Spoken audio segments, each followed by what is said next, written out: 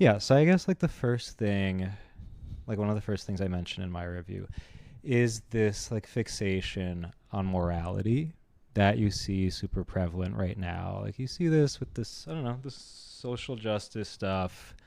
Um, but yeah, like what you're doing kind of like, I don't know, smacks all that stuff in the face because you're coming off as someone who's not super self serious, who's not trying to prove, like, oh, look at me. And it seems like reading some of the interviews that you've done, like this was intentional because you're like you kind of predicted there are going to be these like rich Ivy League white boys who are going to write reviews disparaging, you know, how you're responsible and how, you know, how messed up these things are that you're saying. And it's like, okay, but at what point do you look in the mirror and ask, like, am I really that much of you know, an upstanding citizen? Like, are any of us really like that? And that's what was refreshing to me, that finally someone who's not really taking themselves super seriously. Because from there, then you can actually, like, there's room for, like, actual moral growth once you chill out a little bit. Right, You right, know, and you're like, right. you're, okay, I'm a real person with issues like everyone else. So I Yeah. don't know, like, what was behind that for you? Like, how much of this was calculated? I don't know. I'm curious to know what's behind it. Yeah, I mean, well, first off, yeah, thanks for reading the book and writing that review and sending me the review. Yeah, I kind of cringed at that line a little bit when I because I remember when I did that interview, and I don't know, it was a little bit like I didn't need to go off like that, to talk about I mean, it white made me boys, laugh. When I Yeah, it read was it. kind of funny. But it was so accurate though, because there's a right. particular review that I linked in the article that, like, it was some pretentious kid from Colombia who was going off at, like, this is so irresponsible. And I'm like, hello, this is exactly the type of person, Right, you right, know. right. I mean, I wouldn't say. Well, first, I wouldn't say it's not more like every book has a morality that it's putting forward. You know what I Yeah. mean? And the book was a lot about pointing out a certain amount of hypocrisy. I mean, the thing with the book is that it came out of so much. I don't know. I kind of withstood like a damn slander campaign before the book even came out a little bit. You know what I mean? So everything got really heightened. You Yeah. know what I mean? Like it was this wild thing where I always knew it was going to be a bomb because of the title, because of the language, because everything. Like me and John knew it was going to be a bomb. Mm-hmm. But something happened. I mean, I've been thinking about it more since everything happened. And on some level, I'm like, damn, like, I was like in the middle, like grieving some pretty intense stuff. Yeah. And I just had like people who were really close to me like flip on me and just start this whole pile on. I mean, it's easy pile on, bro. If you're a writer and some writer gets like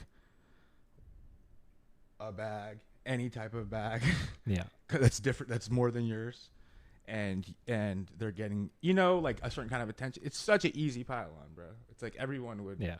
Like I see shit all the time, I've been a writer too, but it did kind of get amplified in this way. I mean, I go back and think about it, like in some ways I think it's good though, because I can't think of any other book that like actually gets flamed. like Yeah. like in different ways. In this way, most book reviews are like just the most, it's just like their friends, like, Yeah. right, like literature, like you want to be part of it too, you know what I mean? But is there any part of you that's it got amplified in a disappointed different way. though? But like when you read the critical ones, like, is there any part of you that's like annoyed that they don't get it?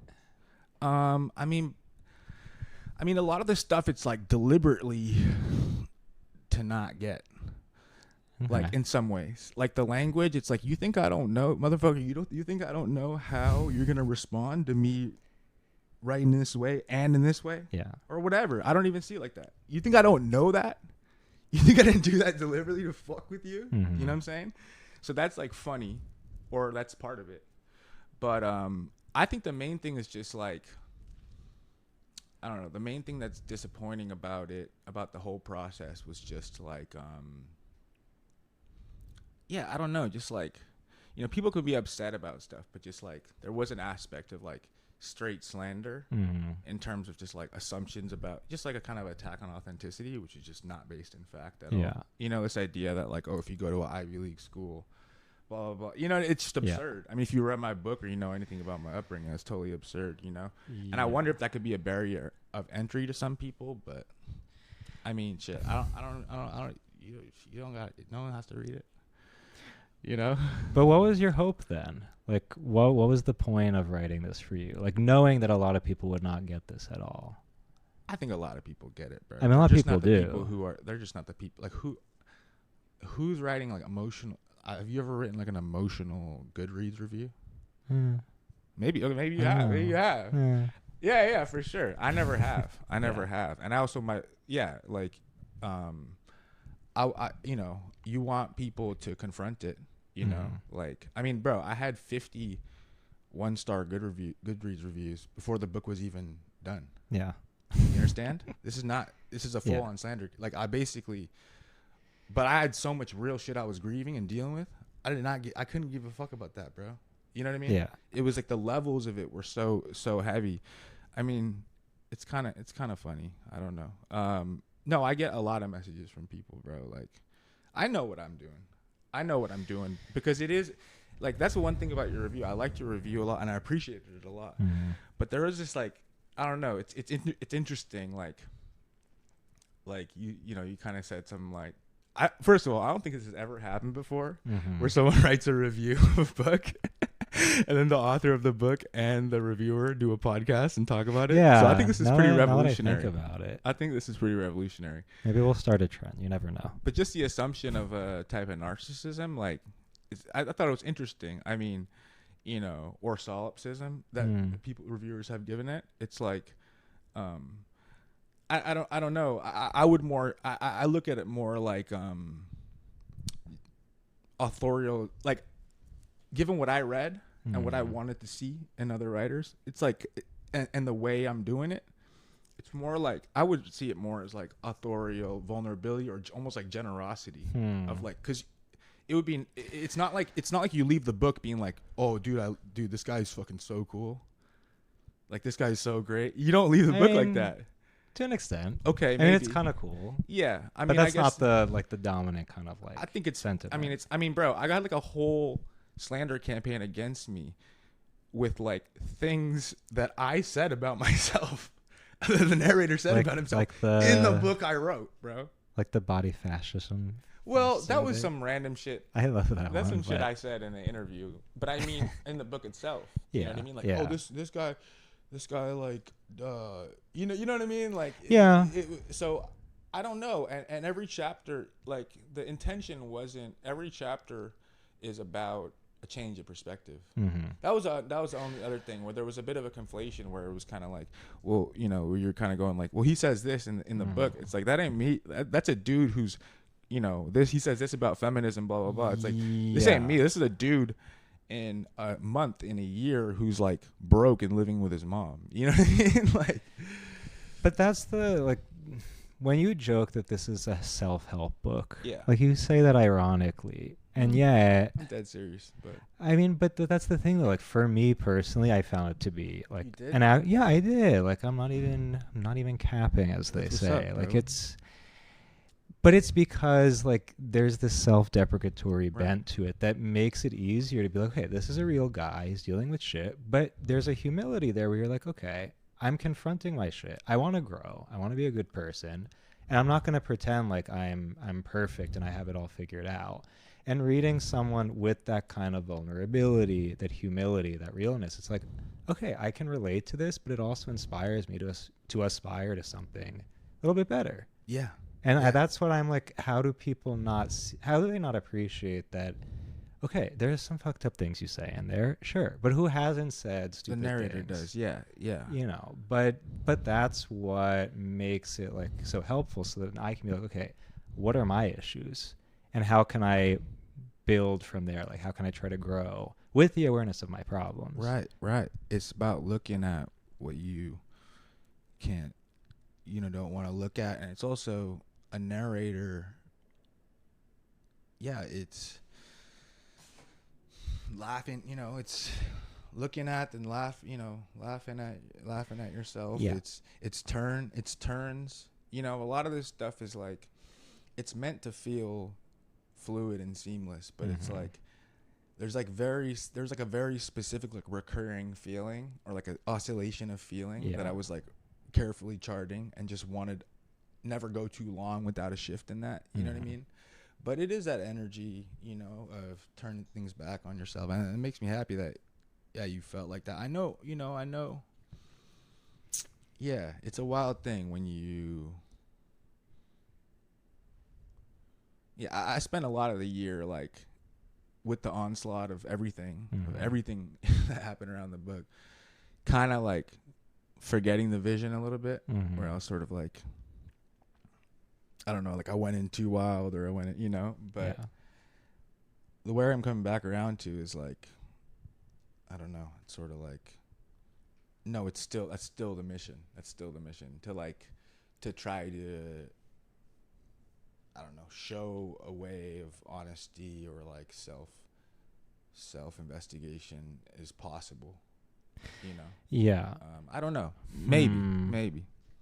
No, I mean, I want to ask about the mission thing in a second, but first, like, going back to what you said about being able to laugh at yourself. Yeah. Like, that's one of the things that struck me most, because, like, it's really funny. Like, I laughed out loud several times while reading it, and I'm like, why do we take ourselves so seriously? Like, why are we so afraid to say, hey, I'm an idiot sometimes? It's kind of funny. Right. And again, from this point of humility, that's where you can actually grow. Right. Not in a performative way to prove a point, but like to actually become a real person. Right. So like, what is that? Like, why are we like this right now?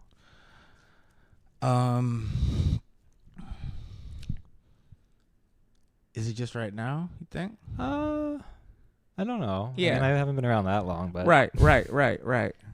I feel like right now it's very hard for people to say, yeah, I'm an idiot. I don't know everything. Right. It's kind of funny. Yeah, it has something to do with, you know, one thing I was thinking, it has something to do with our phones. You think so? Well, it was just interesting, like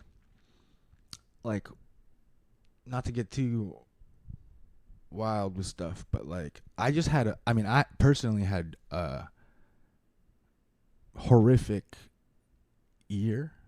That was the pandemic year. Yeah.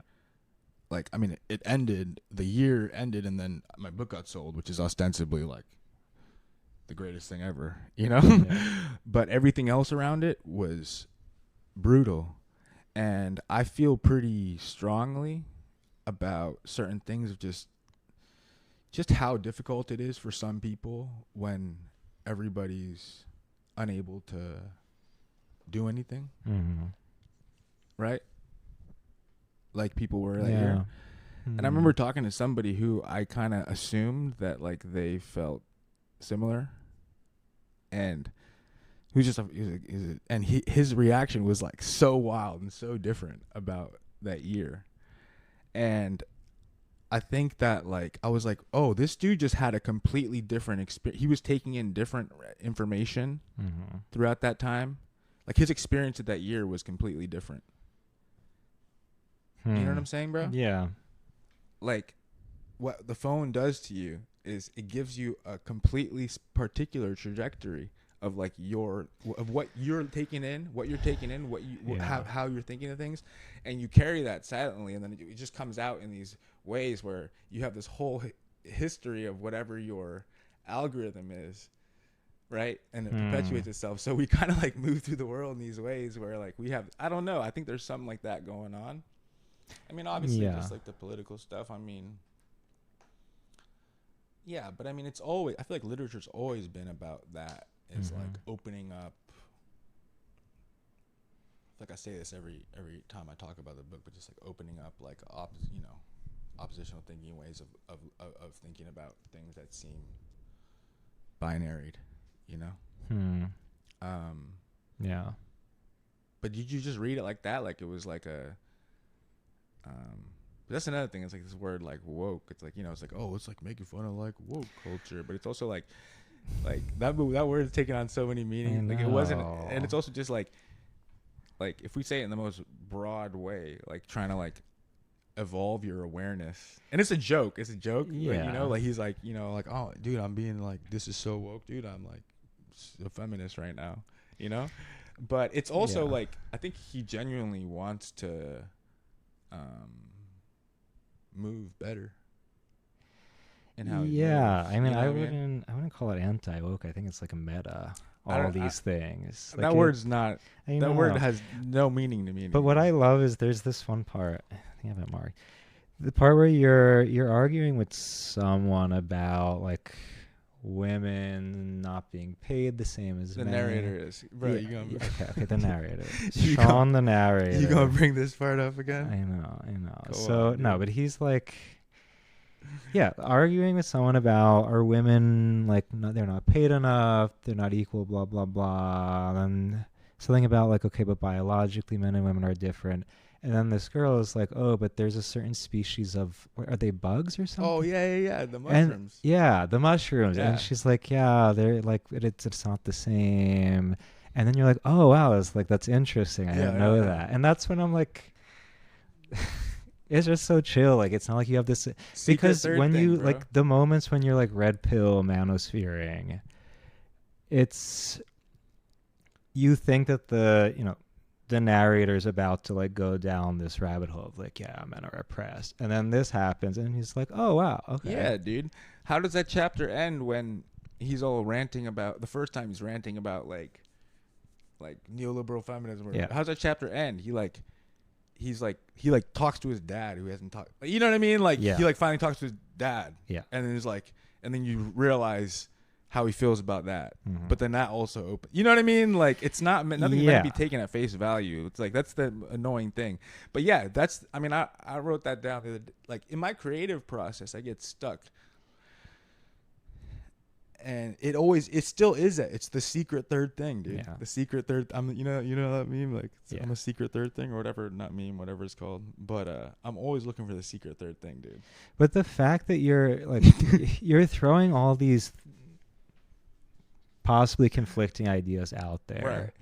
and people freak out because it's like oh he's endorsing like the red pill like these kinds of and it's like no you're for me it was just a provocation to think again on this meta level of Yeah. okay what's going on in our society not necessarily to have to take a side like I didn't feel like you had some agenda but rather Yeah. you're trying to make people think Yeah. but again there's this moral anxiety that is he on the wrong side if he is now we need to write these scathing reviews and try to Right. destroy him and it's like well why are we so afraid of thinking I think it wasn't just that too. I think it was the problem was that like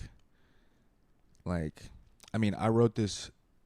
Yeah, it was a lot of those reviews that came out right away. First of all, my favorite reviews like okay, I admit that sometimes look at Goodreads reviews just to make myself feel bad when I'm like particularly hating myself. But my favorite ones, and there are a few of them, are reviews that have been like edited like 6 months later. yeah Like they're like this is fucking trash, and then like came back 6 months later. Like I actually didn't think about it enough. Like it's Really? actually there's a couple of oh those, wow and I'm just like bro, like yeah. Well, I don't know. A lot of those, it's like it was just like I mean, basically everyone. It was just like a bunch of other writers. It was too. It was pronounced. I never asked for it to be pronounced like, as a great thing. It was a reaction to the pronouncements that I didn't make about Yeah. it, right? mm-hmm.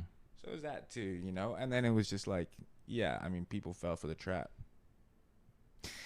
yeah no I don't know, dude. Maybe I'm just, yeah. Someone's gotta play that role, I guess. So let's go back to the mission thing. Like, Mm. why do you have a mission? What is your mission, first of all? Well, I was just saying it in the context of maybe a belief. I mean, maybe coming out of, you know, stuff with the editor Giano's work, or that tradition of like tyrant books and stuff like this, and you know, kind of this idea that I mean, I think this idea that like a type of urgency or almost like a type of radical self investigation does something in a like when I was writing the book I was literally so bored, like I still kind of am, bro. I'm just so bored of what everybody like Yeah. It's not what the fuck. I don't know. I feel like it's just for. It's almost like high school. It's like people just want their books so they can look cool. You know what I mean? That's what I'm saying. It's like, are you attacking? I don't know. I don't know. I just have. So I think it was the belief that was that did some. You know, this kind of idea that it's like, you know, Gian would say this too. Is like it's not for those people who it's for the people who like really need it. Yeah. You're only worried about them, and then thinking that this is the way, like, you know, nonetheless, like for yourself, the, you know, ramifications. But then it was like, yeah, there was an element of, I'm like, am I just like over here like encouraging a lot of people around me to like write in this more gnarly way? You know what I mean? It's like, is that misguided?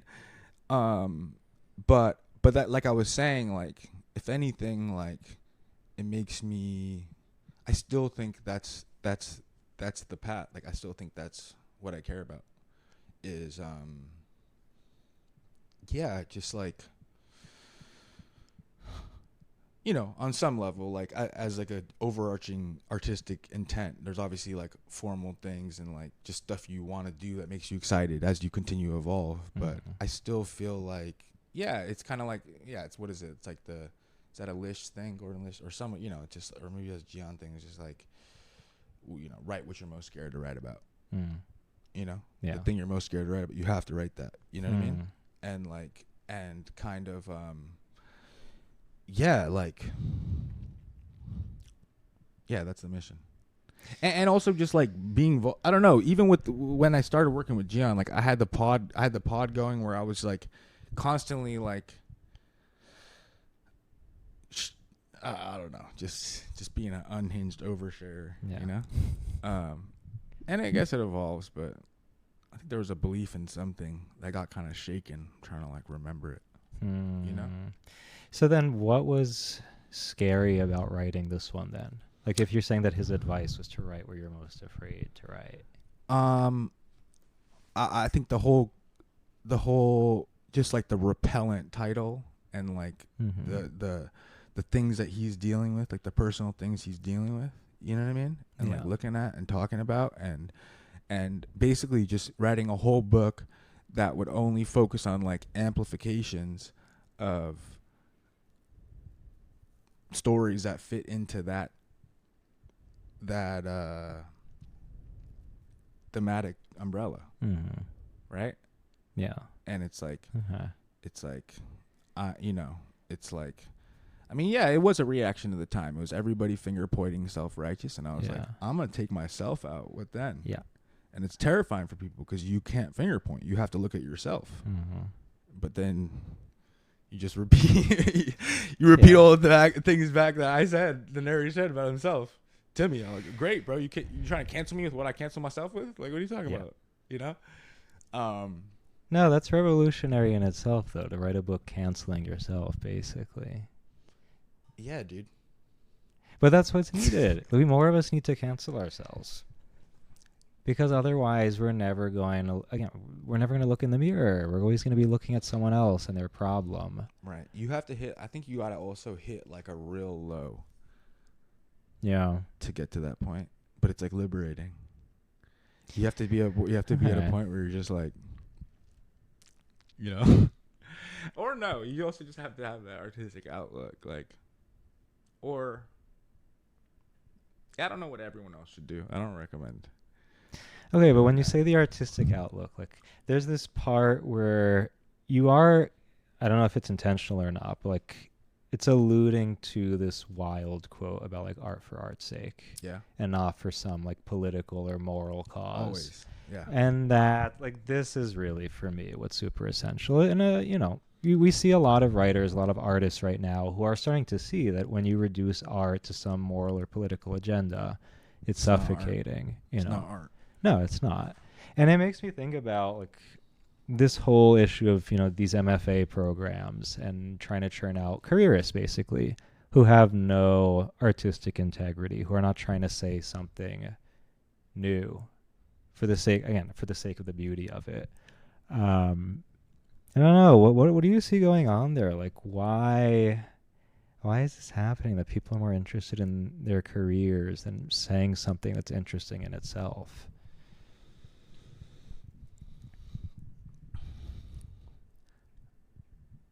I mean, yeah, I mean,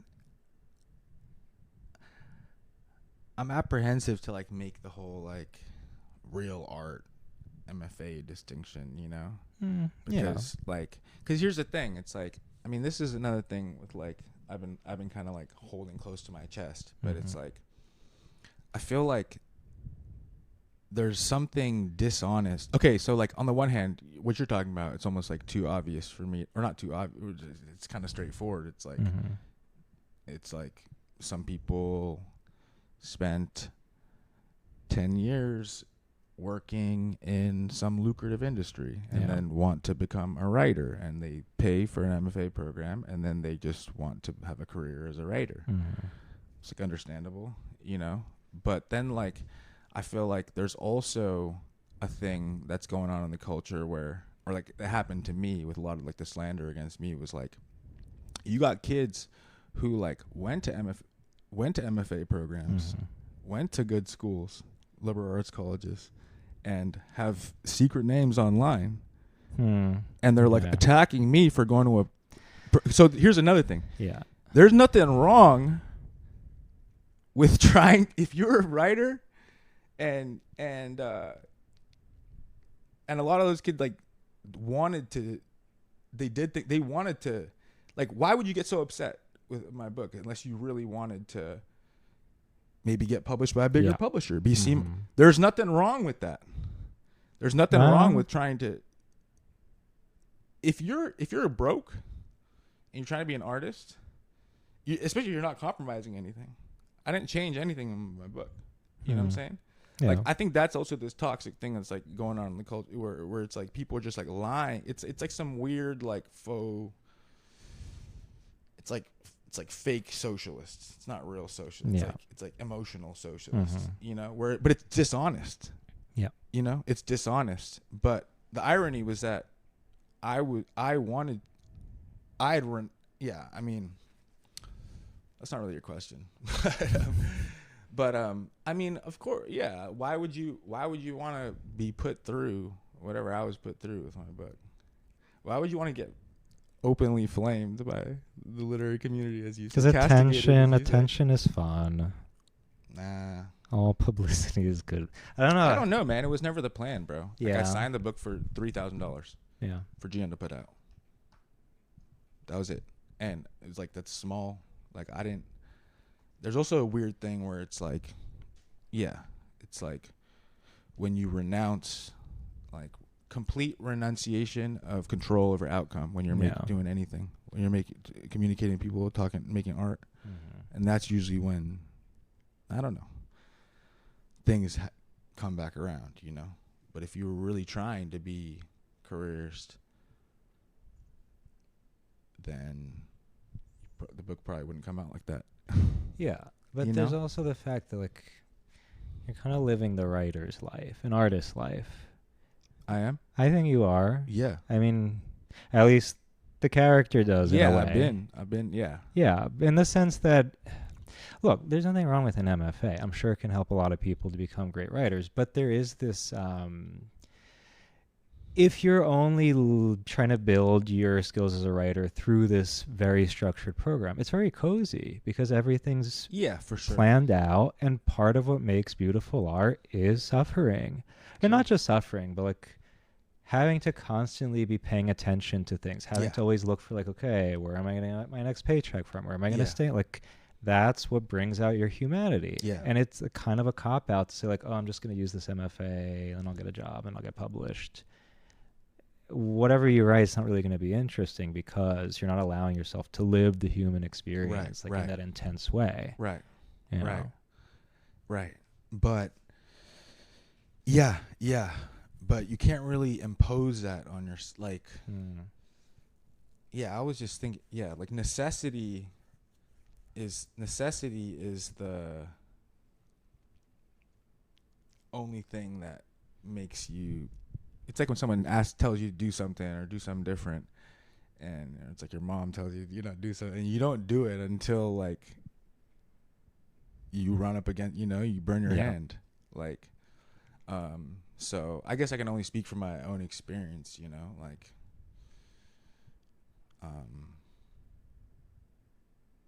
yeah, I was just like, because I guess that's the only reason why I'm apprehensive to like romanticize that, because I feel like in some ways I was like refusing to participate in any structure, like I felt like it was like inauthentic, or I don't know, it was just like I did, you know what I mean, like I was like and then it got to the point where like I was really fucked up. Like I couldn't, and then suddenly at that point, like the fact that I was able to like come into New York and like trying to do the MFA and like demanding the amount of money I needed and working and stuff like that put me into that state of like necessity kicked in. You know what I mean? And that's not really like advice, but I feel like that's how it happens.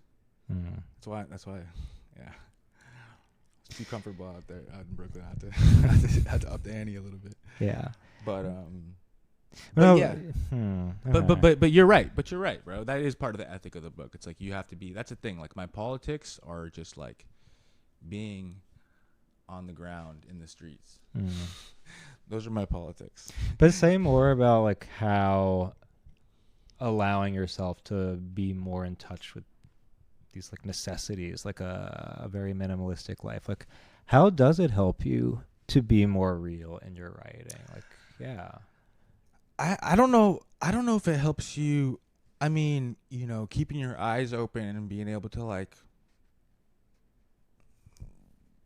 Yeah, I mean, I guess it helps. It forces you to engage in the world, within the world. You know what I mean? But, I mean, for me, I don't know if it helps you makes you a better writer, but I definitely think it's like calming. It's calming for me when, like, I'm working on a piece about this because I'm writing about this truck. Yeah, this camping type event I went to cover, and I'm thinking about like all my like survival mission paths, with like trying to walk across country and various things like that, and I was trying to like reckon with that part of myself, but I think that is, and I think that is what it is when in our world we're rarely in touch with like the basic necessities that we need, they're just there. I would say in America, at least, and like when you put yourself in a context like that where you have to, there's no more indecision because there's only one decision. Like necessity decides what you need to do next to survive, and there's something about that that's like calming. It was interesting because a lot of the people at this like truck camping event I went to, a lot of them were like ex-military people, and I feel like it's that experience of being like on a mission and your decisions are decided for you and you just have to do them or else you're gonna get rained on and get that's like this calming state that's kind of the antidote to like late empire excess that we're living in, bro. Everything, you have a million choices all the time, for me that gets me stressed out. Okay, so I mean, let's get into that though. Like, do you think that there should be this kind of movement back to that kind of lifestyle? No, I don't know, because that's the thing. I don't think so. Yeah. I don't think so. I think I framed it more like, I mean, it's like periodic extreme states you go into to like reset. It's like the feast days and like the and like the biblical stuff. Yeah. Like I think of that as like there's a cycle. Yeah, there's like times to go. It's like sometimes good to just go out. I think that's what was happening. I was working on this essay. I was trying to make some great statement about like, oh yeah, only real ones. And I was like, I think it's actually just like, lowering your material, maybe like reducing what you got for a little bit and trying to survive and see how you can for a little bit is like good. And then you come back. I was like, that was like where I kind of came to. I think, Yeah. Okay, but I mean, there's no explicit like political agenda here in the book, but there are political implications. At least I found there to be some, because like, okay, you're talking about what you're writing about now, but then the big thing with like, okay, the late capitalist, the gig economy thing, Yeah. and how specifically it impacts men. Yeah. Because I found your exploration of that reality to be eye-opening, but really, really important, because this is what's going on right now. And the only people talking about it, I feel like, are these kind of like cringe ideologues Yeah. who like have some annoying agenda. Yeah. But this was real, so I don't know. Like, what do you make of the politics, like the political implications of what you're covering here? Or what should we be taking? What Yeah. political implications should we, as the readers, be taking from this, if any? Yeah. Yeah. I think my general sense was like, if anyone's too certain about, and in pretty much any context, if anyone's like too certain about what the answer to a lot of these questions are, like, shut the fuck up. You know, like you're in any part of the spectrum. But it is important to look at. There's like a peekaboo thing where people have their ideas, and when something comes out of it, they just, you close your eyes and it's not there.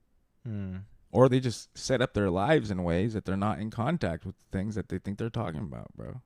Yeah. Why are you speaking on some shit you don't have any idea about? Yeah. There is that energy. That's me getting a little charged up. But okay. But I'm saying, yeah. I'm just saying my thing is, I'm looking at things, yeah, that I experienced. All novels, all fiction is based off of making sense of your experience. You unfortunately don't have a God's eye view, bud. Like everyone's trying to, auto fiction. No, it's all and thinking about ways it intersected with bigger cultural things that were going on, bro. That's the funniest part of my book is the whole clapback before the book even came out. I was like, is this part of the book also? Like, are you trying to, like, I'm like, am I supposed to just stomp on Yeah. It's like isolated boys, like, don't even know what the fuck is going on and just spazzing out and self-sabotaging. I'm like, what's that? So isn't my book about being gentle to these boys? Like, am I supposed to freak out, Anyway. Yeah. But I don't think you're supposed to take a clear thing. Okay. Do you think? What do you think? What did you take from it in terms of, I mean, I read your review. I felt like you were kind of, you were taking some things at face value that he was ranting about. Maybe. Politically, I mean, no, I don't think there's no agenda. You're not telling us what to think. But I do think there are real implications. There are real questions that we should be asking after reading something like this, especially having to do with economy. Because, like, the gig situation is emblematic of some really big problems that are going to have to get addressed. If not, I think we're going to be screwed. But for me, especially because like my bent towards things is very philosophical. Like, I was really fascinated by what does this say about our conception of work? What is work for? Why do we work? Like, is it just a means to an end to make money? Is it something that gives us a sense of dignity? Is it because we want to be successful and be more powerful? Like, why do we work? And why is it that right now this is the situation? Why is it that without, some advanced degree, you can't get like a stable job that's going to pay you sufficiently? And then the big one is, like the masculinity thing, which, again, this is part of why I find the book so fascinating, because it's coming at these issues that most people are addressing in this very annoying ideological way. And I'm like, I want someone who's going to be podcaster real. billionaires like telling like young working class men how to like live their lives. Yeah, like like certain people who I'm not going to name have some valid points. There are some people who I don't know. I mean, I'll take some pointers from Peterson. They'll help me out once in a while. Tate, I'm not gonna get into that right now, but no, like it's annoying. It's cringe because he's always whining. He's always like griping about something, and I'm like, I just want a real dude who's gonna be like, hey, this is what my life is like, and it kind of sucks, but there's also like things that I'm passionate about, and I'm trying to figure it out. But also, again, like, why is the society set up this way that I don't know. Like Yeah. my big realization recently has been that when we talk about gender difference, it's very much on the superficial performative level, and it doesn't get to the root of like what really makes you who you are. I'm trying to think like how to be more specific, but I don't know. Like I was talking recently to some people about how for me, like I don't know, like I don't fit a typical kind of stereotype Yeah. of like what a dude's supposed to be like. Yeah. And I was always like, okay, does that mean is there something deficient? Am I like I don't know, like who am I supposed to be? And it wasn't until like I don't know, reading a lot of these I don't know, like taking Nietzsche, taking people in that kind of like Yeah. realm that you see that what makes me a man is like I have certain drives that are I don't know, not to say that women don't have them, but like they are particular to me. Like there's Right. certain things that really matter to me. And it may not manifest in the way that like I don't know, you see most other people, but to not the fact that like I was never taught to like tap more deeply into like okay, who am I and what matters to me, what determines like what I'm going to live my life for. Yeah. And that's why I'm saying like this is a self-help for me because I see that like you're not trying to prove your manhood by like yeah, I'm tough and I do all Right. these things, Right. but Right. like you're vulnerable, but also you see that like you have convictions, you have Right. things Right. that there are things that matter that drive you that I don't know. So like in this very unsuspecting way, it makes a really interesting commentary on like what does it mean to be a guy under Right. late phase capitalism, you Right. know? Right. Right. Right. Um,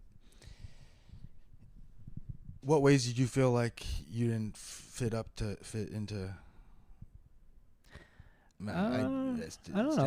Like standards of I'm not masculinity? like a sporty spice. Right. You Right. know, like Right. Right. that's I mean I played tennis, but just to like have something to do in the Right. Right. afternoon. But Yeah. Just like no, like the I'm not most like basic understanding. Yeah. yeah, I like feel I'm you. not like that. I Right. don't just like basic things like that. That's not like I'm more interested in the arts. I'm more Yeah. like Yeah. interested in beauty, like rather than Right. you Right. know competition. Yeah. But this is the thing though. Like once I found my groove, like once I found that matters to me, what matters most to me, like I found that I did have this competitive drive that Right. Right. is very much a part of being a man to me, and Right. that Right. like that matters. Like it Yeah. gives me a sense of dignity and purpose. Yeah. You Yeah. know.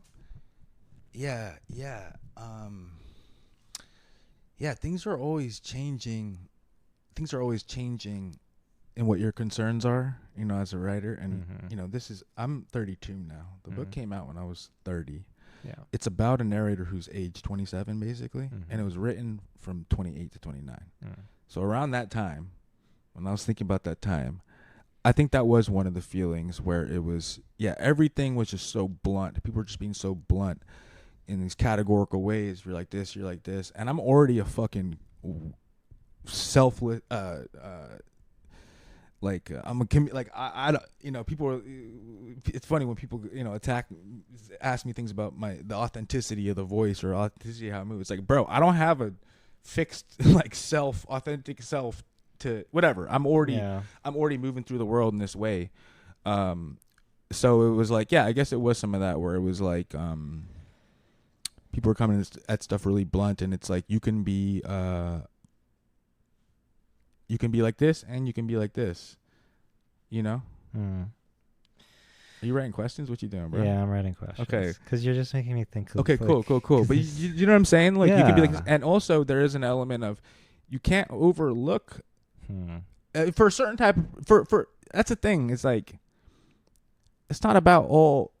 I'm not really that interested in like gender essential, like proving that, like that's like your thing you want to prove to I don't really care. Everyone move how they want to move. But like for me, I felt like what was happening was I was pushing down a certain element of, you know, and it was coming, you know, or it manifests in worse ways, don't acknowledge some that's like some drive you got to release or whatever. I mean, it's kind of crude, but that's what I was thinking about a lot when I was riding that. Like, I go down and shoot by the park, and it's all ladies it's all not ladies, just people with their dogs, throwing the ball, and I'm just by myself, just throwing my own ball and chasing it. Yeah. But something, if you get a dog, you gotta respect the dog in you. Make sure you get your walks in. Yeah. Spat out or or whatever it means to you. Whatever it means to you. And it's about looking, just opening your fucking eyes and trying to, I guess, I hate, this is the worst thing about interview or talking, because all this stuff is so silent. I'm prodding at all these things. It's so easy to slip into some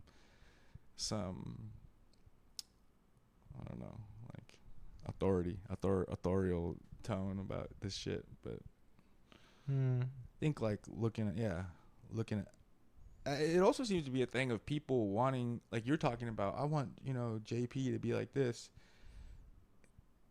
It's like is it a thing of like people, because that's another thing, the book is also about a boy who's fatherless, in a lot of ways. Like he not literally, but he doesn't have that relationship with his father. Sure. So he's looking to different things, I don't know, like, but you also see that in like, rappers. It's like when Thug is really emotional or something, it hits because he's spazzing out in other ways also. If he wasn't, it wouldn't hit when he's, you know what I mean? So the Lil B part was great, dude. I love that. I gotta get that man a book, dude. Absolutely. The bass god. But you feel like you're like in this space, so you're like a teacher. I was. Okay. I was doing education. Now I'm just writing. That's like the main gig. Do you have a good relationship with your dad? Yeah, it was tricky for the first 18 years. Yeah, because they divorced when I was 3. Got you.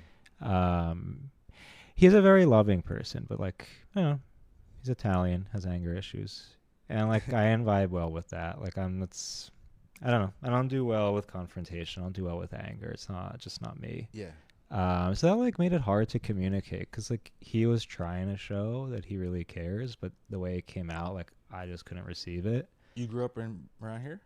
In Jersey. In Jersey. Yeah. So like so I was going back and forth between my parents, and then there was like a breaking point where I was like, I can't do this. Like we have to find some way that we're going to communicate. And we ended up going to his therapist. Oh, word? Yeah, which is one of the things I really respect him for. Like he's been trying to work on his issues. Yeah. But the fact that like he was like, okay, well, we're going to go to this guy and somehow we're going to work it out. And the therapist like said something that really just flipped it all around, because basically it was like, you have your vision of how like, you're a good father, you're doing everything right.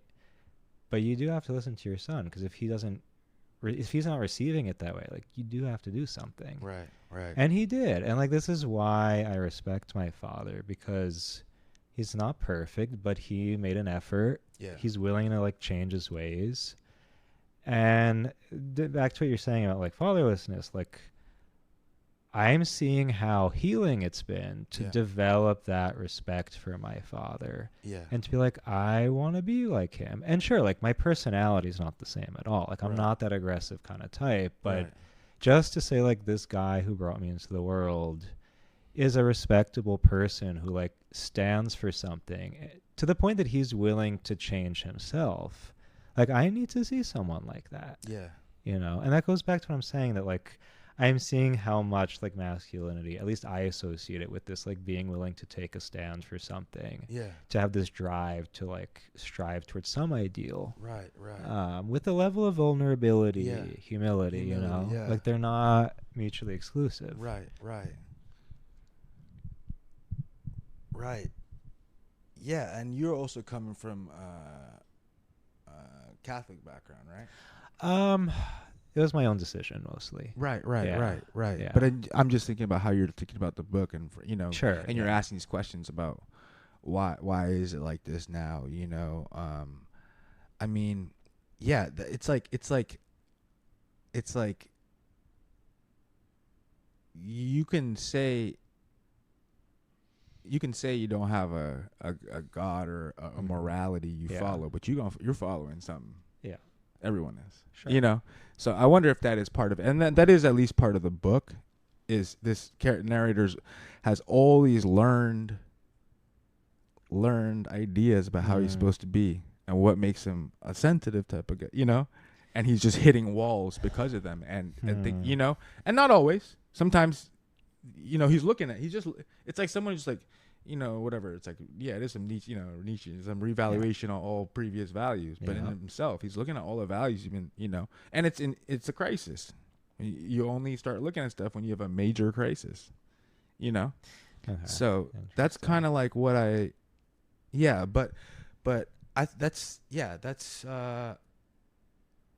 real about what you're saying about dad stuff. And it's weird too, because that's why it's like so I think like that book was like written this way where it was like I knew when I had a chapter, because it was literally something was like opening up in my head where I've said this a lot before, but the reason why I'm saying is because it still happens now, where you get caught in something and you get real self-righteous, you just fucking dig your heels in, and then it's that moment where you're like, wait, like, all my gripes were, but maybe I have been being kind of a psycho, You're like, maybe. That moment. That's why I was saying, is it really narcissistic? Because I feel like it's moments of I mean, it's joke, and it's usually jokes too. It's jokes. He's like, bro, I'm the greatest artist. Like, I'm homeless. Whatever. I sound, that's pretty narcissistic for me to just hone in on that and just fucking keep it. Am I really a narcissist, bro? But do you know what I mean? Like, the energy of it at least felt like I've been listening to that album Benji again by Sun Kill Moon. You ever listen to that album? No, I haven't. Do you know who that is? I've heard Mark Kozilek? Yeah. Dude, this album is the biggest literary influence of the book. Really? Yeah, because every chapter, the album starts out minimalist, and he goes like, the first song is Carissa, and he just starts talking about his nephew Carissa, or niece Carissa, he hasn't seen in years, and she died, and then like third line in, she died last night in a fucking garbage fire. Wow. And he's going, every song is about some like life and death urgency. A lot of them are titles are names of people. Yeah. Which is like every book chapter is like a name. And it's like a projection towards somebody else. Like, I don't know. That's how it was, where it was like, it was basically just charting like every person that like made him open his eyes to the world again, and made things start flowing again.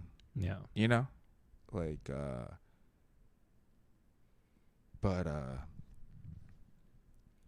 yeah, the point I was saying was that I'm still going through that. I'm still going through that now, all the time. You know, where I'm like, oh shit, like, yeah, maybe I was wrong for this. You know, but something's so cathartic, when that happens, which sounds like it happened with you. Yeah, I mean, I want to ask about the toxicity thing, because like that's a recurring theme in the book. Yeah. And it's funny because, like, the character does some things that you could categorize as toxic, but, like, he's a really sincere guy. Yeah. You know? And, like, I mean, again, I want to speak on a personal level because of, how much this is, like, in a way, self-help for me, because... That's so sick, bro. Yeah. Okay. No, so like the toxicity thing, like I see how much that narrative that like when a guy is being aggressive, when a guy is being like, I don't know, vulgar, that this is toxic, this is problematic, quote unquote. I see how much like that did confuse me in a lot of ways, because again, going back to my own relationship with my dad, like he's a very loving person. Like he's sacrificed so much. He can be very affectionate in a lot of ways. But like part of his personality was this aggressive kind of angry trait. Yeah. And I processed it as like rejection, as violence. Right. And I do have to say, like, I feel like there are a lot of these signals in the culture around me telling me to read it that way. And over time, I've come to see, like, yeah, sometimes he needs to chill out because, like, not everything's a big deal. It's not that deep. Yeah. But there's something commendable about the fact that, like, he's willing to get angry over something. Right. Like, right. if my he believes in something father, that much. yeah, no, like, and I see it in me. Like, I tend to be very passive aggressive, and I'm like, why am I doing this? Like, is this just the easy way out? Like, is this my cop out from not, like, really standing for something? Right. Right. So, like, even though, no, maybe you don't need to scream and yell all the time, but, like, should we attack a man as being toxic for this aggression, for, like, some kind of, like, righteous anger, you know? And I just, like, I find it helpful. I was like, okay, certain things he's doing in the book are, like, kind of fucked up, sure. Right. But he's willing to step back and be like, wait, why do I do that? Like, why do I Right, talk to right. this girl that way? Like, why, you know? So I don't know. I'm curious your thoughts on this, like, toxicity narrative. Yeah, I had an idea for I want to start normalizing divine masculinity. Nah, it's a joke. My little sister was like, she was like, I was like, I was like, everyone's calling my book toxic, man. She was like, what about divine? She's all like, you know, whatever. Talks like that. She was like, what about divine? I was like, yeah, right. But then I also had this idea of writing like an epic. I shouldn't say this in case I do it. Someone will steal it. No one can do it how I do it. Writing an epic Future essay on Future, the rapper Future. Yeah. Cause like, well, I'll say because that was my idea. Is like, it's just about. I think it's about letting like letting. It's about a diversity. I'm all about diversity. You know, Yeah, letting everybody I like can see that. play a role. Like that's okay too. Like okay, it's not okay. Then like let's like try to look at that. But nothing's especially like how shit gets made. You know, whatever. It's almost. I feel like it's 2017 if I'm saying stuff like this. Like, oh, who built the bridges? You know. Yeah. But it's like, yeah. There's just like a role. Like there's just different. Every you know. There's different people, different temperaments, different, and it can all exist. And I sometimes like I listen to Future. Like sometimes, bro, if you're too caught up in something, and you're, for me, speaking from my experience, and I'm thinking about something too much, I'm getting like emotional. Yeah. Sometimes you gotta just throw on fucking Dirty Sprite too, and just like go cold. Yeah. Sometimes that's the best thing for everybody involved. Just, you know what? I'm just gonna fucking toxic mask this right now. I'm just gonna have no feelings. I'm just gonna do tasks, and things will be different in the morning. There's some to that. You know what I mean? Like I do. Yeah. You know, like, and that's like, yeah. And it's about being aware of tendencies you have, and like trying to have self-awareness of like when they come up, and not, you know, and not having the consequences spill out on the other people. Yeah. You know what I mean? I get that. I mean, this is also coming a lot out of like, you know, I wrote a whole book on Bologna. You read 2666? Yeah, I haven't. You know what it's about? No, not really. Between 1993 and 1997, yeah, in the Sonora Desert, there were over 300 raped, murdered women, unsolved. Wow. In 5 years. And why is that? That's a thing in the world. Yeah. There's some force, you know? Yeah. What causes that? You can say that stuff never happened. It fucking happens, bro. And I don't know what the answer is, but I think going around and saying like everyone needs like any type of, I don't know. It's like, yeah, that was like, that's been an orienting question throughout like all my 20s. So it's like yeah, there's got to be a way to, I don't know, be honest. I don't know. I'm not trying to say every man has a, like, you know what I'm saying, is like inclined to do that, but it's just like, I don't know. It's just like, yeah, people fight wars, I don't know. I don't want to get into the whole evoed out, but I just think Yeah. for me, I think there was a thing where I was kind of like, needing to channel my energy somewhere. Like, maybe that's a thing that you could make a bigger statement about masculinity, but it's just like, it's like, it's the idea. This is what I was saying earlier, this kind of like faux socialist, like, oh, like, I don't want to take anything. Like, everyone's share. It's like, no, motherfucker. Like, Yeah. for yourself. You talk about work. You're asking work. Like, what is work? Like, I think it's like people work for all kinds of different reasons. And people do want things like, probably the idea of celebrity or fame is like the biggest religion I feel like people have today. Yeah. And it's the biggest God they follow. Yes. But I think like, some sense. I mean, I'm out of whack when I'm not. Like, I sent some shit. I'm in like a holding period of like my sends of the next project and stuff, and I just need I need the I need some like feel like I'm doing some task. It's like spiritually, like what I'm supposed to be doing. That's kind of fuck, dude. That fucking fifth coffee's hitting right now, dude. I'm just spiraling, bro. But I want to get into this go though, ahead. the work thing, because I feel this, especially now. Like, I'm focusing more on writing. If I'm not, like, if I have a day when I'm not immersed in whatever thing I'm writing, like, I feel like shit. I feel useless, and not in the sense that like, not in this how to put it, like, not that I my worth is defined by how successful I am. Like, not in that, but I'm like. Again, back to the sense of, as a man, like, I want to contribute to something. Like, I want what I do to like be part of constructing something that's of value for the world. And for me right now, that's writing. Yeah.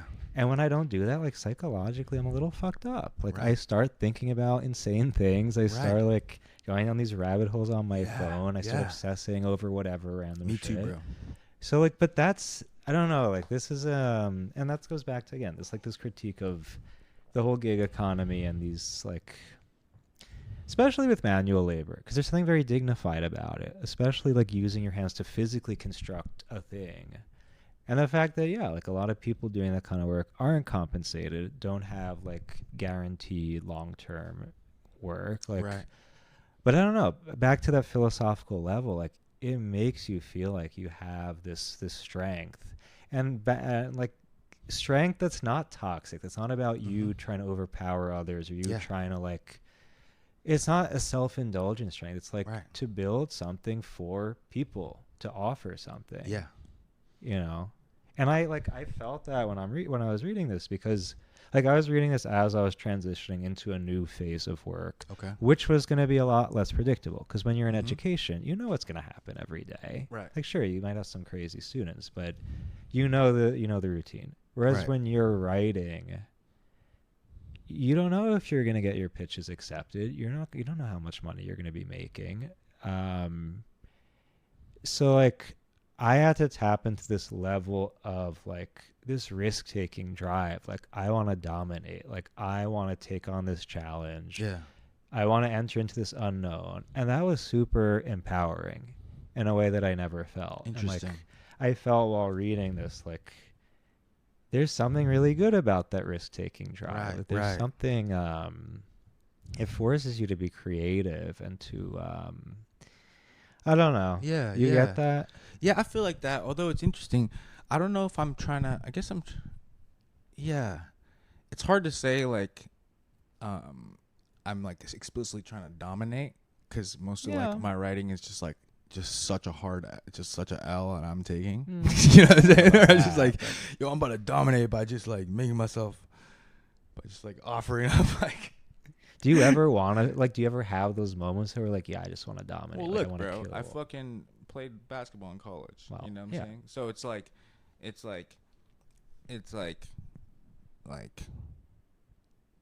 just like, here's the rules of this game. Preparation, execution, like, but I know what you mean with the risk taking. It's I think it's, I mean, that's the thing about, there's something about what is that? Yeah, Bologna thing, where it's like in literature. There's something about literature that is kind of inherently about failure. I feel like in a lot of ways, Yeah. it's sort of committing to something that it's not. You're not supposed to, you're not supposed to win. But it's about courage. It's about courage, and that you know what I mean. Yeah, That's that the I only reason get. why you could say, yeah. I tried. I think I'm right. It's like Richard Ford said. Like every day, I had him as a teacher. Every day I wake up. The only goal in literature is to write a masterpiece. Every morning I wake up and I say I'm writing a masterpiece today. So Is it's that like what you really want, though? Do you want to write a masterpiece? I would not want to waste people's time reading over my words unless I had like the total conviction that this is like what it's like with publishing. It's like Right. people like want to initially you like want to get published. You want your words out there. Then it's like for me it's like no, if you publish something that's your contribution for the rest of the time. Like Okay. I want to write I want to only hone in on the most urgent and you kind of have to have the energy. You kind of have to have that energy of being like I know. That's what being an author is. It's being like it's authority. It's like I know. I'm telling you. I'm leading you. You know what I'm saying? Yeah. Authority. Interesting. Yeah, but it's like Okay. but yeah, I think it's good to have some sense that like yeah, you have something to say. You feel like no one else is saying it. It's what the world needs to hear. That's always what it was with me. It's like with Gian, it's like, yeah, but this is what the world needs to hear. And they need to deal with this. Is it more important that your writing is for like the readers versus for you? Like what if something you write is only helpful to you? Yeah, Does that diminish its value? That's what makes it good. Yeah. That's only for you. And then you share it. Fuccboi was only for me, dude. Yeah. I was not trying to write that. I was scared to show people that. Yeah. Yeah. I didn't show, I don't want to show people that. But God said to. Yeah. Did I sidetrack you that you were saying? You're talking about that. You're saying the book helped you go in that, or I think I think that's what we're talking about. It's going into a mode of taking risks and doing risk, bro. But there's also, I didn't tell you this yet, but I have a piece coming out about bootstrapping. Okay. And Fuccboi makes a significant takes up nice. a significant chunk of it. I threw in I don't know, it's like a super personal piece. Where at? Hedgehog review. Cool. It's not coming out until next year, but no, I don't know. I took this step back to look at all the things that have helped me over the last year. Yeah. So this That's shows up in it amongst other things. And in addition to the risk thing, I think with this whole bootstrapping pill rhetoric, which it makes me laugh. When I see someone like Tate who's if it's raining outside, it's your fault. Everything that happens is your responsibility. It's in a sense, sure. But it's also hilarious that this guy is getting on YouTube saying all this stupid shit.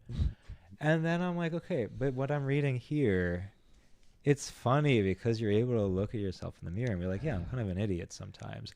But from that realization, okay, but I want to do something with my life. I want to take responsibility with the awareness that I'm limited. I'm fragile. I'm not going to succeed in everything I do, but at least I want to strive towards something meaningful, if not success per se. Right. And this is why I think it's a true self-help book, because it's not preaching at you in the way that certain people in the manosphere do. And that's what makes it very encouraging to be like, yeah, I do want to take up my responsibility. I don't want to be pointing the finger at everyone else. Right. Let me look at me and say, how am I fucked up? And then try something new from there. First off, the book's getting I got almost no translation rights because the slang is so crazy. You know what I mean? Yeah. Even though everyone read it, but it is getting translated into Romanian. Oh wow. So, you know what I'm Okay. saying? All those Tate fans, Well, in yeah. Romania, I gotta start, I gotta lead him to the light, you know what I'm saying? Exactly. But isn't he Romania? Isn't he from Romania? He lives there. Yeah, he lives got there, yeah. arrested So, there you know too. what I'm saying? So But fuck, what was the second thing I was gonna say? responsibility. Yeah, you were saying bootstrapping. Yeah, like the The fact things that that you know that like you can't, like you're limited. right. You can't lift yourself up by your bootstraps, but that very realization allows you to start to at least attempt to. Yeah. That's what I'm trying to say. Yeah. Because like on the reverse, this is something that like I write about in the essay, like you have these woke, quote unquote woke people, these like emotional cultural socialists who like I quoted one of these AOC videos where she's like, lifting yourself up by your bootstraps is physically impossible. And it's like, you know what? It kind of is impossible. But shouldn't we at least try, even though we may not? I don't know. That's why so many of my but the problem is when you start imposing that on other people. Yes. Right? Like Yeah. that's why like a lot of my ideas about things, like especially after writing that book, was like it's like some things are just very clear to me, but they're just for me. And they're for me to apply to my Yes. to my dominion that is myself. You know what I mean? It's when you start, but like if you're like crashed out on the floor and you're out of money and like you can't pay your rent, like you need to like get the fuck up and get going. You're not gonna stop and go like, is it all right that I'm bootstrapping myself, right? You know what I mean? Like you're just doing it, Well, yeah. But that's why, Okay, that's also interesting. it's almost like a delivery system. But Yeah. I think that is what happens when you and I remember what I was gonna say too is when that's why that kind of art hits for me is when someone's like, you're just witnessing someone else look at themselves, and then the thing that happens in your brain is like, yeah. you're not being told didactically or anything like that, or even like. I guess in some ways it was, it was a little now scarred out where you're talking about getting all blackout and like wilding out and stuff like that. And you're like, damn, dude, this dude just like told us about, but the thing that would be the mission too was like a belief also that in a type of like openness and like vulnerability and encouraging energy. Because that was my whole energy, bro. That's why I got so much clapback from my stuff is because I just, and part of it is like boundaries and stuff you start to learn. Yeah. But it was just being way too open with all these different people and like too generous to all these different people. And then they don't look at it like that. They look at everything as an opportunity because they're secret fucking desperate careers, but they haven't admitted it to themselves. Yeah. So when they see something that happened to somebody else, when they weren't even trying and Yeah. they had the worst things happen to them, and that was like this weird, then they fucking flip. That's exactly what I'm talking about. It's when you're not honest with yourself about what's going on, and then you spaz. Yeah. And Yeah. that was a whole part I of my get book. that. But I'm trying to come back around to being like, because then all that happened, I was like, oh, I was wrong for that. I shouldn't have been open with people. I shouldn't have been generous. I mean, look at you, bro. You've been hitting. You wrote me a fucking nicest letter, and you've been trying to pod, and I'm all like, nah, I ain't trying to pod anymore. I fucking everyone, I don't trust anybody anymore. I'm persistent. That's just me. What? I'm persistent. Yeah, but I'm saying like I'm trying to be like, no, that's still the mission. That's what I was trying to say earlier. Of this energy of like, we're not that important, bro. We're all going down. Like, why don't we try to get excited about, just have that orientation towards the world, and obviously don't be an idiot or like, but that's the idea at least. I wanna try to be back in the middle. That's sick, dude. You're that's what's up. Yeah. Yeah. Do you want to say something about Nietzsche? I mean, yeah, dude, it's funny. I'm taking out all my books, putting them in order again. One thing I was thinking that I've been kind of I've been kind of jammed up with my writing because I feel like I'm kind of in this transitionary period where like I'm done with the project, but I kind of need more people in the room now, and I'm trying to and move into a new place feels like a new cycle a little bit. And it always happens recurringly. Whenever that happens, when the world stops meaning, and nothing means anymore. When books, while I was writing about this, that's when you have to travel. But another thing you have to do, then the travel's over. You're done traveling. You got to come back where you started. You got to start reading again. Yeah. And you have to be getting excited by reading. And I haven't been getting excited by reading. But I think one thing is, always in the past, it was philosophy that would Okay. get me going. Really? So I was like, recently I was like, damn, I might gotta body this damn. I haven't, yeah, I've never, I read all Nietzsche. All of Nietzsche. Wow. Or, yeah, I mean, not Yeah. the one his sister put out Well, after. Or the Nazi one. Yeah. yeah, no, not that like, one. although I did We don't found it on the endorse that. street and I picked it up just to like see what was in there. Yeah. But I did, I think I've read Wow. the majority of Okay. them. I think the one on Wagner I didn't finish, but anyway, you know, Yeah. I was studied philosophy. Philosophy was my minor in Yeah. undergrad, Okay. and continental philosophy only. So it was like, and then yeah, but I might try to hit that Schopenhauer. But yeah, about Nietzsche, damn. I mean, he's the king of that, of going. I'm gonna tell you what's good.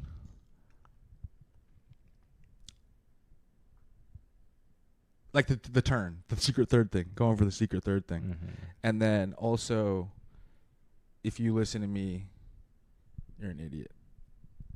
Hmm. Like over and over again. Yeah. You know what I'm saying? Yeah. God is dead. I'm God now. If you listen to me, you're an idiot. That's basically him. But there's a art pour art subsection in gay science, I think. Mm-hmm. You were saying that. Yeah, I haven't really read Nietzsche in a while though. What does Nietzsche mean to you? It's changed. My relationship with him's changed over time. Because at first, like, I was very critical because I was coming at it with this, like, very surface level understanding. A Yeah. bit of polemical one. Right. I spent a lot of time with him last year because I gave this presentation on him. Right. In the context of, like, religiosity today and, like, what does it mean to say God is dead? Because it's not necessarily a rejection of religion. It's a questioning, which can open the door to a deeper understanding of certain religious concepts. Right, It could also lead to right. the rejection, but it's not as, like, it's not what you see at face value. Right. And what I mean, for me personally, and I say this about this, I was telling you about, like, this is a guy with really profound questions about life. He's also very alone. Like, Definitely. he is facing he was asking these questions in a time when, like, conformity was kind of the way. Yeah. And no one really wanted to ask them with him. Yeah. So he came to some radical conclusions that I don't think are sustainable. But at least he has the integrity to admit it towards the end of his That's life. what I'm saying. Like, that's what's, like, there's this one thing he said in one of the letters where he was like, I'm at this point where, like, I can't even believe all the things I've written, and, like, I wish there was a God who I could just submit to completely because I want something ultimate. Like, even though I say there's nothing, there's no foundation, I want it. Right. So at least he admits it. He's real. Yeah.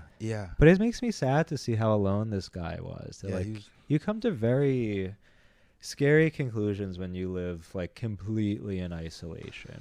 That's my definitely, take, bro. you Definitely. know? Yeah, that's something.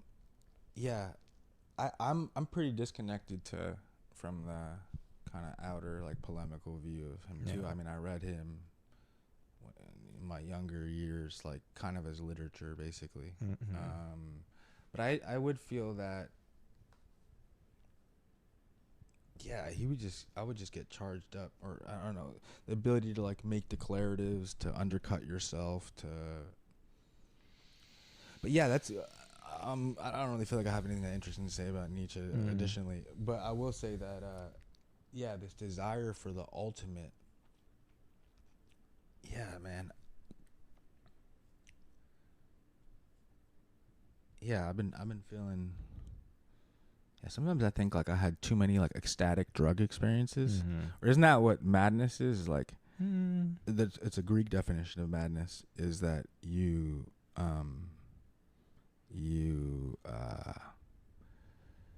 it's kind of like you get a glimpse of, like, heaven or the ultimate. Well, I mean, like, And ecstasy is coming out of fall. your position, like your current position. So then, like, you see something like beyond Right. yourself. So that's you the know, definition. in that. In Socrates, it's like you saw the ultimate, and then you can't cope with the fact that we're just mortal. Yeah. That's one definition of man. I always remember that because I'm like, damn, bro. Like, but I think through art, something can be attained that's higher, at least in like in a concrete state. And I'm always trying to chase that feeling of like inspiration and epiphany about my own self-awareness. Yeah. That feel like they're making things move again. Like I feel like I've been experiencing some of that recently, where I just went real bunkered and just like shut everything out, and I was feeling real. I don't know, like the world was hostile. I don't want to like talk to anyone or let anyone into my energy. And then,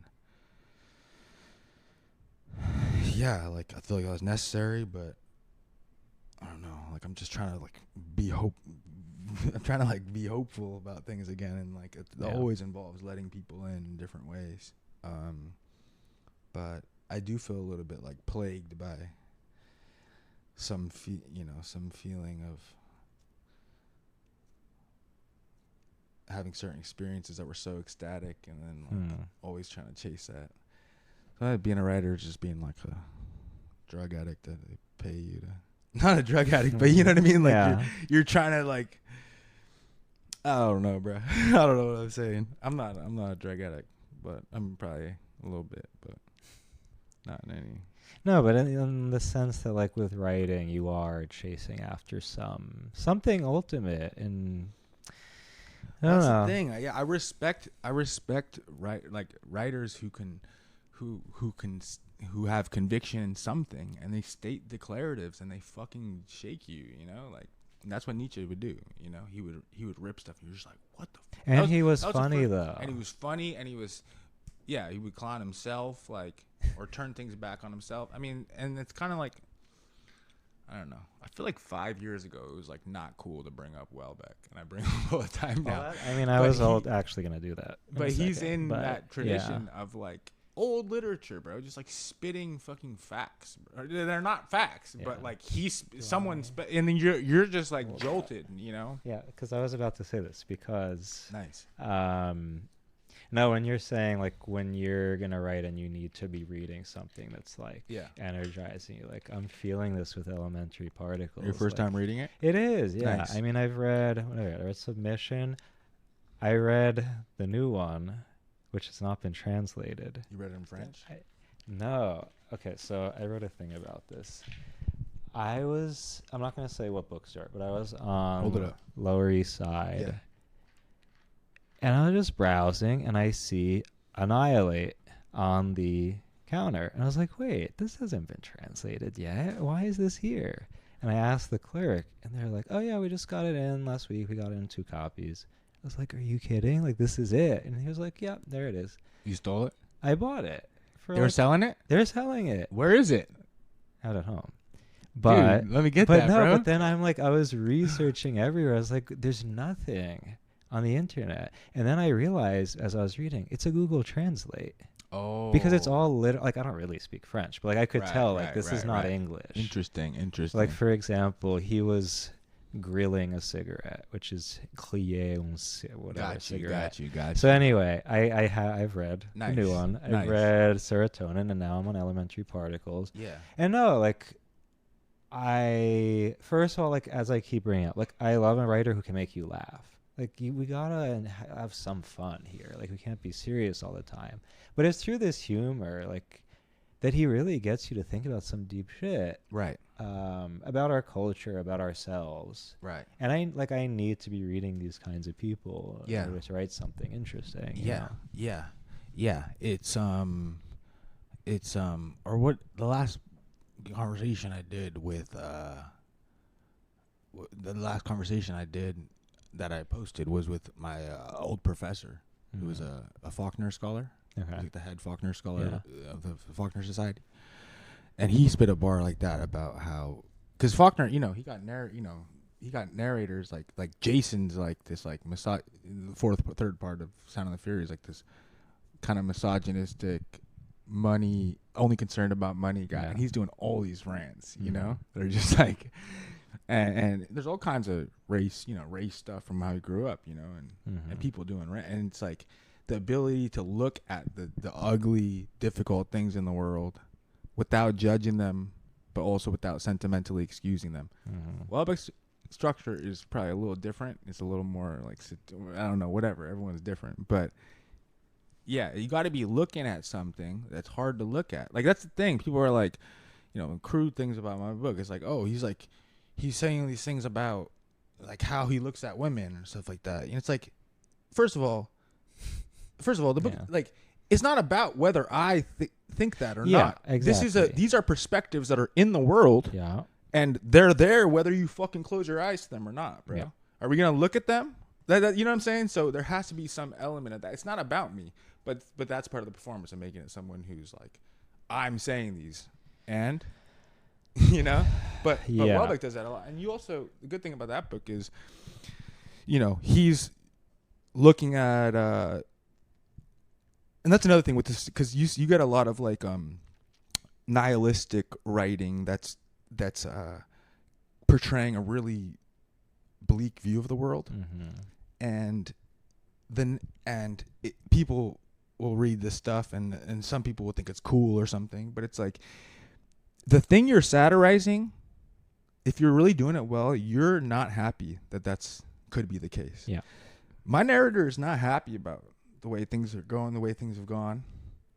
He's saying them, but he's not happy about it. Yeah. Welbeck, I don't think, is happy about this possible view of the world where everything is reduced to like the sexual markup, all this stuff. Yeah. But the good thing about that book is you get some backstory on his upbringing. Yes. With his mom. Yeah. And it's all a reaction to the hippie, his mom being a hippie and leaving him when he was really young. So, almost anything. It's another thing. It's like you can portray an outlook, and you can amplify it for the novel, but then it's also good to show where that came from. And then it's like, then we're just looking at a thing and turning it rather than making it indicative of everything. That's the thing too. It's like people are like, oh, what the fuck is this slang? Is this Philly slang? What? It's like, no, motherfucker. It's all of my damn slangs. Yeah. Mine. Through all the, you know what I mean? It's not emblematic of some, like. Yeah. That's what, like, I'm not, I'm that and that. I'm not, I don't know, bro. Like. I wanted to get into the slang though, because that's part of what caught my attention in the beginning, because what other books are doing this? I haven't found it. Yeah. Through the whole way through. Yeah. And it made it, it's funny, but it's also really relatable. It allows this level of, again, this vulnerability, because like, this is a real guy and he's talking as a normal person. Right. And I see how it repelled a lot of people. Yeah. With reviewers, but I can't tell you how many people I've tried to get to read it. But I'm well, what is this, Fuccboi? What is he talking about? Why is he talking like this? I'm like, okay, but why are you so scandalized if everyday people, we talk like this? Yeah, because people unsuspectingly look down on people they deem intellectually illegitimate with disgust, while purporting to be something else. I don't know. I think it's very revolutionary, I have to say. And I hope to see, I don't know. I mean, not that I want people to copy you, but there's something that I think we can learn from. I think any good literature kind of tricks you into throughout all time, kind of tricks you into thinking it's not literature. Yeah. That's a recurring thing. When it arrives, it doesn't seem like literature, and you're just reading it, and you're like, oh, this is. I think I saw people say that about Salinger, about Hemingway, stuff like this. Do you know what I mean? Mm-hmm. Where it's when at first you're like, oh, but this could be literature too. You know what I'm saying? And also, I was thinking about this with just a project being self-contained in its own world, its own universe, and having rules that it adheres to, and that manifesting linguistically in some ways too. Mm-hmm. That's what I have to say about that. But that's funny. Yeah, it's also a weird subculture, and I've been thinking, identitying myself too much, but there is a thing where it's like it's a pretty particular experience in like parts of the Bay Area where like yeah, I don't know, there's just like Stockton, like part of Sacramento, where it's just like there's just like a, or even like in terms of like Asian American identity, of like just kids who wear like Jordans and like and no, that's a thing. You know, it's like a thing, and it's like pretty not, I don't know, it's like I was fully aware of like the weird repellent effect it can have on people. How'd you get the UK version, by the way? You ordered online? I ordered this on ABE Cool, Books. cool. Nice. I haven't seen that before. Yeah. What? This is it the UK That's version? the UK version, yeah. Really? Yeah. I didn't even know. Nice. You know what's funny? I had it lying out, and my mom thought this was Bad Bunny. Hilarious. Yeah, Let's go, dude. Kind of, slightly, but yeah. Anyway, no, but so you're saying like the repellent effect. Have you found that it's also opened people up to reading who like don't normally read? For sure, dude. I mean, because I've recommended it to a lot of guys I know who like don't normally read, but I'm like, but you would get this, dude. I fucking There's a professor at USC who flew me out there to talk to the kids. Yeah. And it was Intro to American Studies. There's two. It was an English class and then an Intro to American Studies class. Okay. And they read it over 4 weeks. And a lot of them, it wasn't an English class. A lot of them, it was the only book they read. But they all fucking read it, dude. It was sick. It was sick. It was like a random bunch of kids.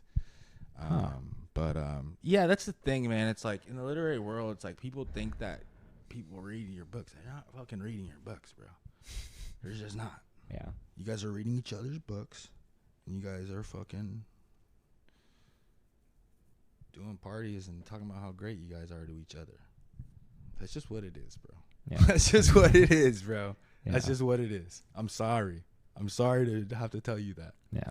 So, fuck, bro. Like you said, you did spit something like that. Like, do you want more different books or not? Yeah. Like, I'm not hurting you, bro. It's just anyway. Yeah. But also even now is like, I think when you kind of come up with a flow that you're excited by because it feels different. Yeah. You're kind of discovering as you go, like, oh, these are the rules. That's something that selfishly I need to get going. I'm kind of doing that. I'm reading this damn Confederacy of Dunces right now, which I never read. Yeah. You ever read that? No. But it's all like New Orleans. It's like this kind of, anyway. I might do a talk about it soon. But the slang, the contractions are like very interesting. The way people talk. I mean, some of them are like OD, like they're kind of wild, like the way he does, like. But overall, it's like it has its own code of like how it's doing it. Yeah. And that can be invigorating when you come upon something like that as a writer, I feel. I think that's what I was doing there. Yeah. So in your future books, I don't know, like, is it too soon to ask, like, is that something you'd want to continue with, like writing in that kind of like down to earth with that kind of language? Always. I mean, I think that, you know, always you want it to feel like you're talking. I think I like when someone's talking to me. But it's different at different times, you know, like I kind of went, you know, kind of wild. That was the rules of that book, you know what I mean? So it's not always going to be like that. And the point is always to like keep subverting expectations, which I think is happening in that book too, where I'm switching it up, you know. So probably won't like contract all like fucking as an intensifier, like but that's, you know, that's how Fuccboi was going in, dude. Yeah. All right. So the paperback is out. Yeah, it's been out. Is out. Yeah, it's been out since January. Yeah, I'm about to. I don't know when. Yeah, my homie or my good friend Harold Rogers got his book coming out on Tuesday. Okay. It's called Tropicalia. And I'm about to go talk with him in a bookstore next week about that. Nice. And the next book is Gonna be even more of a shit show. Uh-oh. All right, we'll have to get ready. Any other plugs before we go? No, I think that's good. I think this is a pretty substantial rip we just did. Yeah, we did a lot. Cool. No, thanks for doing it, though. Hell yeah, bro. Thanks for reading it and reaching out. Yeah. Awesome. Tight. Okay. Let's see.